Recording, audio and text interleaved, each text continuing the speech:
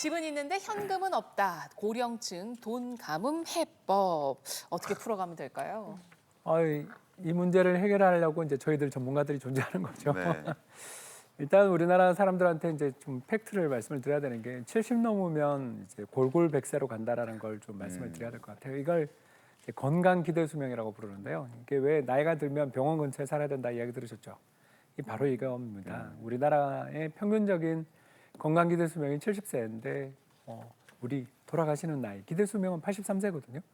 그 13년을 매일처럼 병원을 방문하시거나 요양병원이거나 또는 요양원이거나 호스피스 치료를 받으면서 우리가 돌아가셔야 되는데 이제 이런 부분들에 대해서 저희 우리나라 사람들 대부분이 대비가 돼 있잖아요.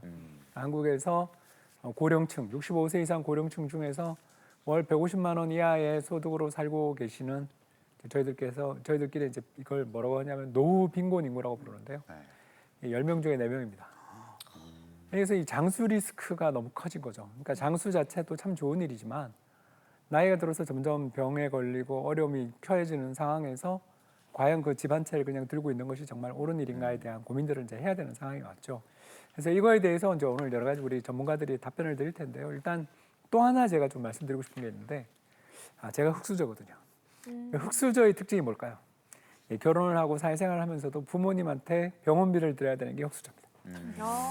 그 흑수저에 대한 정의가 너무 넓은가요? 근데 제가 이제 그런 사람이다 보니까 이게 절절한 오늘 이야기를 드릴 수밖에 없는데 나이 들어서 정말 아이도 낳고 집도 사야 되는데 부모님께서 편찮으시면 그 돈이 계속 빠져나간다고 생각을 해보세요. 그러면 부모님 입장에서 내 집 한 채는 꼭 가지고 있어야 되고 이걸 갖다가 애들한테 꼭 물려줘야지 이게 과연 아이들, 자녀들, 저 같은 자녀들이 원하는 길일 것인가. 이거에 대해서 오늘 한번 이야기를 해보면 정말 좋지 않을까 생각됩니다. 결국 저는 자산 부자보다 운용 자산 부자를 되는 길을 좀 어떻게 한번 이야기해봤으면 좋겠습니다. 운용자산. 그러니까 임자 내가 아까 얘기했잖아. 우리는 이렇게 번듯한 집이라도 있으니까 이걸 팔아갖고 현금화 시키면 그걸 우리 들고 죽을 때까지 쓰면 된다고. 그러니까 이거 집만 있으면 자식들한테 도움이 안 된다는 거잖아. 팔아. 그러면 팔면은 그럼 내가 이거 현금을 얼마나 있어야 좀 배가 든든해질까요? 이제 이럴 때 이제 우리가 사회 평균 통계를 쓸 수밖에 없는 게 이제 죄송한 이야기입니다. 이제 오늘 55세 이야기를 할 텐데요. 이제 제 또래들이 딱 이제 은퇴를 하는 연령에 도달을 해요. 이게 왜 55세가 은퇴냐면 이제 두 가지 의미에서 은퇴 연령이라고 저희들이 많이 부르는데요. 첫 번째가 뭘까요, 여러분? 퇴직연금이랑 개인연금 인출이 가능해요.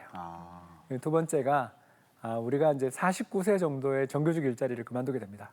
그러고 난 다음에 한 6년 정도는 어떻게 하냐면 주변에 있었던 사람들한테 도움을 받거나 또는 하면서 자신의 커리어를 활동해서 55세까지는 굉장히 경제활동들을 많이 하시는데 50대 후반 딱 넘어가는 순간 몸도 편찮으신 데다가 또 이 우리가 가지고 있었던 노하우들을 사회에서 필요로 하지 않는 경우도 있어서 점점 더 이제 월급을 적게 받고 경제활동 비중이 줄어듭니다. 자, 그때 대략 얼마 정도를 보유하신 채로 이제 은퇴하냐? 4억 5천 정도의 평균 값을 가지게 됩니다. 4억 5천. 그래서 이제 저는 그 4억 원을 어떻게 하면 좀 잘 썼으면 좋겠냐라는 이야기를 오늘 좀 드리려고 하는데요. 우리 앞에서 했던 우리 그 투자사분법 혹시 기억나십니까? 그렇죠. 그래서 한국 주식 그리고 미국 주식 그리고 뭐 채권 금에 대해서 이렇게 투자를 하면 한 4억 정도의 돈을 우리가 운용을 할 수 있다는 걸 알고 있고 그럼 5천 원 왜 뺐어요 이러실 텐데 그 월세 보증금 하셔야죠. 그렇게 해서 요거를 이제 55세가 지난 다음부터 운용을 한다. 그 시뮬레이션을 이제 한번 해보도록 할 텐데요. 그 시뮬레이션의 그 전제는 투자사분법으로 운용을 하면서 자 처음에는 2천만 원. 아까 우리 150만 원에 1년 1,800이면 빈곤선 그랬잖아요. 그 빈곤선보다는 약간 여유 있습니다. 그 정도로 내가 4억 정도의 자산을 운용을 하면서 매년 2천만 원을 꾸준히 뺀다고 치면 저 그림이 나오는 거니까 오히려 돌아가실 때까지 자손들한테 더 많은 돈을 남겨줄 수도 있는 굉장히 괜찮은 선택이 되겠죠. 야, 근데 나 2천만 원은 너무 짜다. 나 여행도 가고 싶어. 넌 그리고 운동도 하고 싶어. 이러신 분들이 있죠. 맞아요. 3천만 원. 이게 이제 가운데 있는 선인데 저렇게 하면 80세 우리 이제 기대 수명이 끝나는 그 순간까지도 고갈되지 않는 자산을 가질 수 있으니까 이게 너무 괜찮은 것 같아요. 근데 이제 여기서 더 나가서 3,600까지 뺀다 그러면 이제 한 70대 넘어가서는 좀 줄죠. 근데 이제 저때 제가 드리고 싶은 대안이 70살 넘어가서 건강기대 수명에 다 도달을 하셨는데 옛날처럼 그렇게 많이 지출하실 필요는 없잖아요. 이게 그 뭐냐면 쓸래야 쓸 수가 없습니다.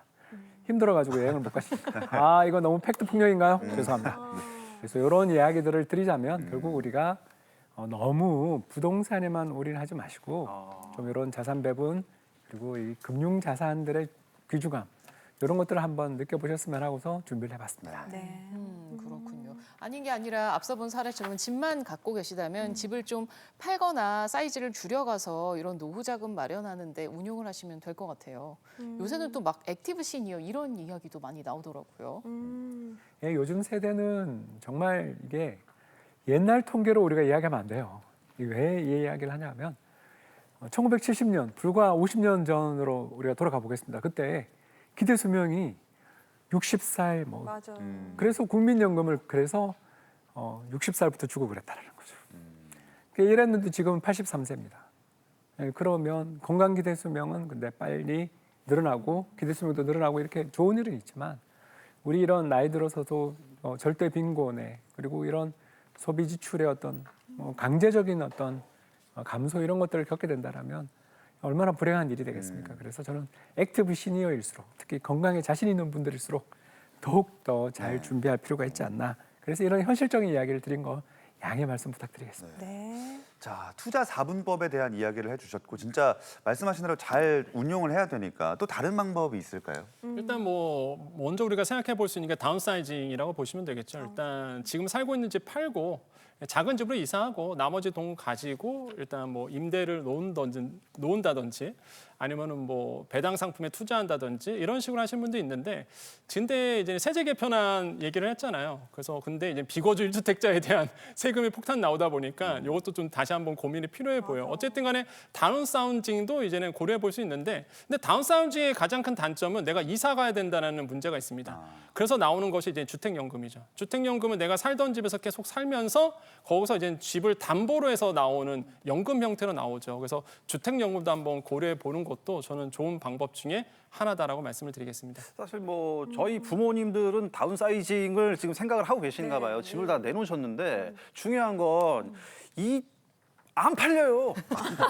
이게 뭐 세금 문제 이런 게 걸려서 안 팔리는 팔려. 것 같은데 맞아. 이거 어떻게 해야 됩니까? 네, 맞습니다. 이게 파는 게 문제가 아니라 보통 은퇴 세대는요. 세후 얼마나 남기느냐가 되게 중요해요. 그래서 이제는 이 양도세라든지 세금 문제가 굉장히 중요해 보입니다. 뭐 이미 아시는 분들은 부동산에 관심 있는 분들은 아시겠지만 일단 실거주 2년 현행 제도로 본다 그러면 네, 실거주 2년 하셔야 되겠고 그다음에 양도가액이 이제 12억 원을 초과하면 안 되거든요.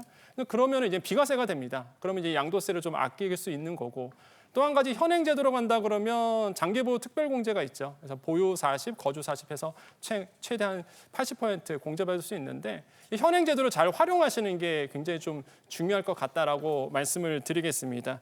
그래서 지금 정부 개편안을 본다 그러면 좀 특징적인 게 수도권에 살다가 이제는 지방으로 가시는 분들은 이 양도세 혜택을 받을 수 있도록 이번에 또 세제 개편에 들어와 있거든요. 이게 만약에 통과가 된다 그러면 이러한 제도도 한번 잘 활용해 보시기를 다시 한번 강조를 해드리겠습니다. 네.